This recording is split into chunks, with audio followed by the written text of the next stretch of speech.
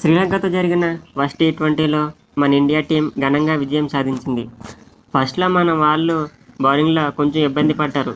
కానీ 15th over నుంచి మన బౌలర్స్ కంబ్యాక్ చేయగలిగారు.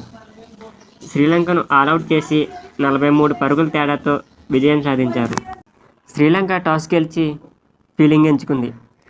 ఇంకా బ్యాటింగ్ దిగిన మన వాళ్ళు అటాకింగ్ ఆడటం స్టార్ట్ చేశారు. జైస్వాల్ ఫస్ట్ బాల్లోనే 4 కొట్టాడు. పవర్ ప్లే మొత్తం అటాకింగ్గానే ఆడారు. ఓపెనర్స్ ఇద్దరూ కలిసి పవర్ ప్లేలోనే 74 రన్స్ తీశారు. జైస్వాల్ 21 బాల్స్కి 40 రన్స్, శుభ్మాన్ గిల్ 16 బాల్స్కి 34 రన్స్ తీశారు. తర్వాత మన కెప్టెన్ సూర్యకుమార్ యాదవ్ అదే మూవ్మెంట్ని కంటిన్యూ చేశాడు. అగ్రెసివ్గా బ్యాటింగ్ ఆడాడు. 26 బాల్స్కి 58 రన్స్ తీశాడు. పంత్ మాత్రం కొంచెం స్ట్రగుల్ అవుతూ 33 బాల్స్కి 49 పరుగులు తీశాడు. మొత్తం 20 ఓవర్లలో మన టీమిండియా 213 పరుగులు సాధించింది. శ్రీలంక బౌలర్లో పతీరానా, మెయిన్గా సూర్య, హార్దిక్, పరాన్, పంత్ వికెట్లను తీశాడు. లేకపోతే మన టీమిండియా 230+ వరకు స్కోర్ ఉండేది. శ్రీలంకలో మిగిలిన బౌలర్స్ అంతగా ఎఫెక్ట్ చూపించలేదు. ఫీల్డింగ్ కూడా కొంచెం పూర్గానే కనిపించింది.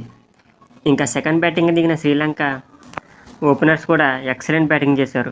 పాతుమ్ నిశాంక, కుశాల్ మెండిస్ వీళ్ళు పవర్ ప్లేలోనే ఇద్దరూ కలిసి 55 రన్స్ తీశారు.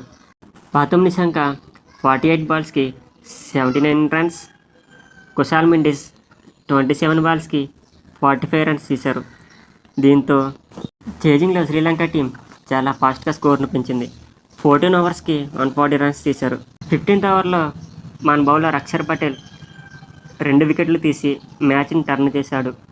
ఇంకా అప్పటి నుంచి మన బౌలర్స్ ప్రతి ఓవర్లో వికెట్ తీస్తూ 170 రన్స్కి శ్రీలంక టీంని ఆల్అవుట్ చేశారు.